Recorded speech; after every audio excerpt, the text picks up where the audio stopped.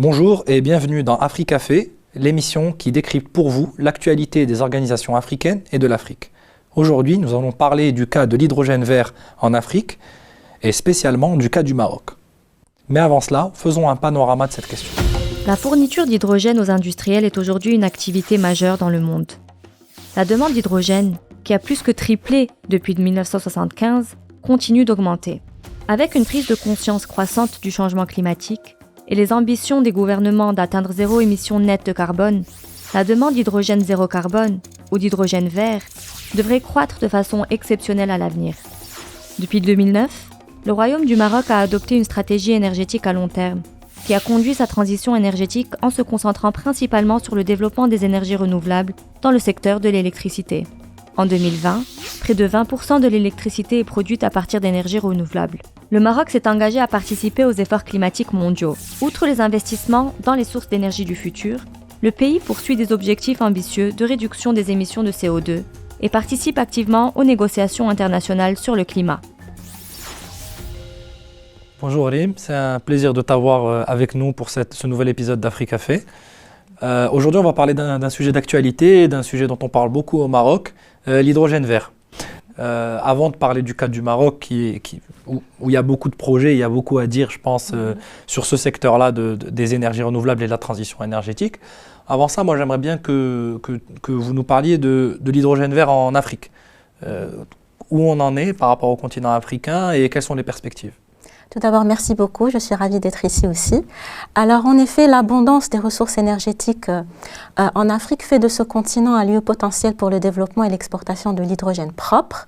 Je rappelle que celui-ci est produit soit à partir de l'électricité renouvelable, c'est ce qu'on appelle l'hydrogène vert, à travers un processus qu'on appelle électrolyse, qui consiste à justement utiliser cette électricité verte pour séparer les molécules d'eau en hydrogène et oxygène, soit à partir du gaz naturel avec en complément des technologies de capture et stockage de carbone, et c'est ce qu'on appelle l'hydrogène bleu, qui similairement consiste justement à séparer les molécules de gaz en hydrogène et CO2, qui est par la suite capturé et stocké. Donc comme j'ai dit, en Afrique, il y a énormément de ressources énergétiques renouvelables, notamment éoliennes et solaires au niveau de l'Afrique du Nord et de l'Afrique australe, ainsi que d'importantes ressources hydroélectriques, particulièrement au niveau de la région des Grands Lacs, ce qui laisse supposer un potentiel pour la production d'hydrogène vert. Mais le continent possède aussi d'importantes ressources gazières, notamment dans des pays comme l'Angola et le Nigeria, ce qui laisse supposer aussi un potentiel pour l'hydrogène bleu, qui est aussi une forme d'hydrogène propre. Alors, suite à cet engouement, cela a suscité beaucoup d'intérêt de la part des pays, notamment européens, qui ont vu en l'Afrique un partenaire potentiel pour s'approvisionner en hydrogène dans le futur. Donc, on a des pays comme l'Allemagne qui a multiplié les accords avec de nombreux pays africains, dont notamment la Namibie, pour établir un atlas pour le potentiel de l'hydrogène. En Angola et en Nigeria, elle a établi des bureaux de l'hydrogène pour initier le dialogue avec les experts du secteur. Et bien évidemment avec le Maroc, où l'Allemagne a conclu des partenariats axés sur la recherche et le développement.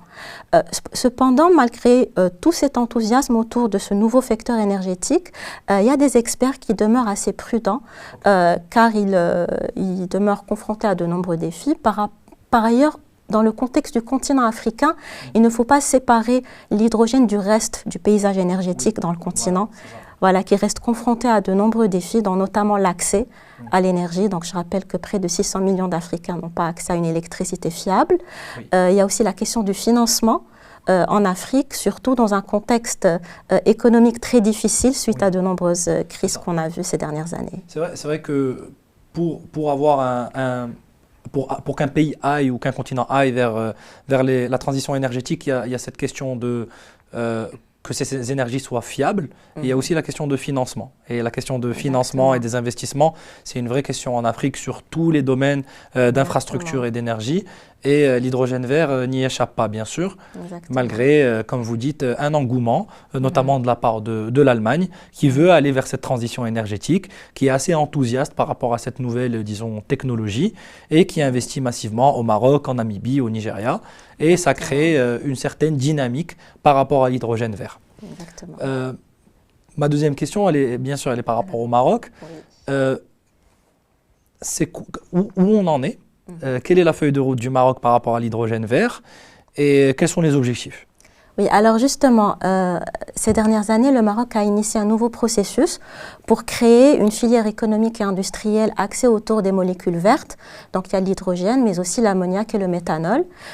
Et ce, afin d'accélérer la transition du pays dans des secteurs qui sont difficiles à décarboner et par conséquent aller au-delà de la décarbonation du secteur de l'électricité. Et c'est dans ce sens que le Maroc a dévoilé sa feuille de route pour l'hydrogène vert en juin 2021, qui repose sur 3 axes principaux qui sont les technologies, les investissements et l'offre et les marchés et la demande. Donc fondamentalement, cette stratégie évalue, ou cette feuille de route évalue le potentiel d'utilisation domestique de l'hydrogène ainsi que les marchés potentiels que le Maroc peut capter. Donc au niveau domestique, l'hydrogène vert aurait principalement 3 utilisations. Donc premièrement, il peut être utilisé comme intrant dans les processus industriels, notamment dans les engrais. Oui. Car voilà, les engrais, au Maroc, on importe beaucoup d'ammoniac. Oui. On a vu qu'OCP a beaucoup investi dans cette filière de l'hydrogène vert. Exactement. Et justement, l'ammoniac peut être un sous-produit de l'hydrogène vert, donc il peut se substituer aux importations. Et deuxièmement, dans une moindre mesure, il peut être considéré comme un carburant alternatif dans le secteur du transport ou résidentiel pour justement se substituer au gaz. Et la troisième utilisation domestique serait comme un moyen de stockage et de flexibilité pour les énergies renouvelables. Mais si on examine la feuille de route du Maroc, on constate qu'elle est beaucoup plus axée vers les exportations. Et d'ailleurs, une étude a montré que le Maroc pourrait capter jusqu'à 4% de la demande mondiale d'hydrogène vert d'ici 2030. Et c'est dans ce sens que le Maroc a orienté sa stratégie et a multiplié les partenariats. Donc on a cité tout à l'heure l'Allemagne, mais il y a aussi le Portugal. Et ces partenariats se sont centrés principalement sur la recherche et le développement. Et c'est dans ce sens qu'on a vu fleurir ces dernières années pas mal de projets pilotes. Projets d'initiative. Exactement, qui consistent soit à des projets pilotes pour produire de l'hydrogène vert, ammoniac ou la construction d'électrolyseurs. Donc oui, il y a cet engouement-là, mais il ne faut pas que le public ou l'opinion publique pense que l'hydrogène vert va se substituer à toutes les sources d'énergie conventionnelles et que nous allons pallier à la dépendance énergétique du Maroc que nous connaissons, qui est à hauteur de 90%. Je pense que le Maroc importe 90% de ses besoins en énergie.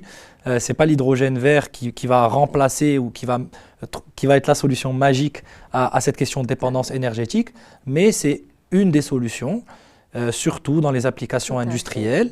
Et on voit que le Maroc a une stratégie plus axée sur la R&D et les exportations.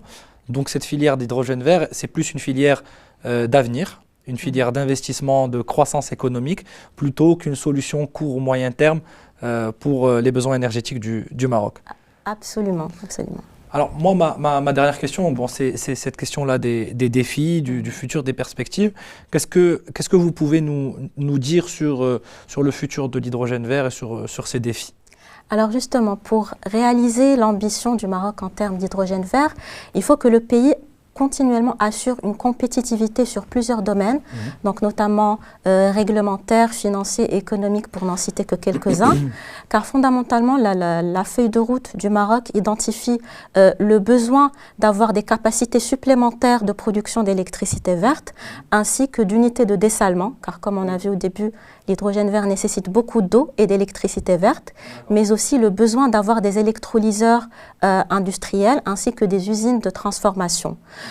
Car au final, et vous l'avez mentionné, c'est une technologie du futur, c'est une nouvelle technologie, donc qui reste ou qui demeure confrontée à ces balbutiements et elle se heurte à de nombreux défis, notamment d'ordre technique, car actuellement, le coût de production de l'hydrogène vert est 2 à 3 fois plus élevé que celui de l'hydrogène gris, et cela est dû pas nécessairement au coût de l'électricité verte, donc on a vu que l'éolien et le solaire sont entrés dans un cercle vertueux de baisse des coûts, mais c'est plus lié au coût élevé des électrolyseurs. Donc cela laisse envisager le besoin d'incitation économique dans le moyen terme pour réduire ces coûts. Le deuxième défi concerne l'eau. Donc on sait dans le contexte du Maroc et le stress hydrique. Le Maroc n'est pas riche en eau, n'a pas beaucoup de ressources. Exactement. Et s'ajoute à cela les problèmes de sécheresse. Donc une alternative serait justement de créer des unités de dessalement. Donc ce qui pose le défi de justement placer ces usines de production d'hydrogène près des côtes pour pouvoir bénéficier de cela. Et il y a aussi la question de l'infrastructure, car on entend souvent dire qu'on peut utiliser les gazoducs pour transporter de l'hydrogène, mais ce n'est pas aussi simple qu'il n'y paraît, voilà, car l'hydrogène est une molécule qui est très instable et ses caractéristiques sont différentes de celles du gaz naturel. Donc il est nécessaire. Utiliser les pipelines de gaz pour les pipelines d'hydrogène vert. Il faut les adapter. Donc il faut prendre cela en considération, ce qui pourrait générer des coûts voilà, supplémentaires. Et au final, puisque la stratégie du Maroc est plus orientée à l'export, il est nécessaire que le pays s'assure que toute la chaîne de valeur, de la production au transport à la livraison, soit verte et soit durable, ce qui implique des règles d'origine ou de certification pour voilà, que ça soit rentable aussi. Exactement, pour que ça soit rentable. Donc il y a pas mal de considérations à prendre en compte. Et comme vous l'avez dit au début, lorsqu'on cherche à réaliser la transition ou la sécurité énergétique, plutôt ce n'est pas l'utilisation de telle ou telle énergie, mais c'est plus un mix, exactement. Écoutez, merci beaucoup Rim pour votre éclairage sur l'hydrogène vert et ses perspectives en Afrique et au Maroc. Merci infiniment. Pour en savoir plus, vous pouvez consulter le site internet du Policy Center, policycenter.ma, et rendez-vous bientôt pour un nouvel épisode d'Africafé.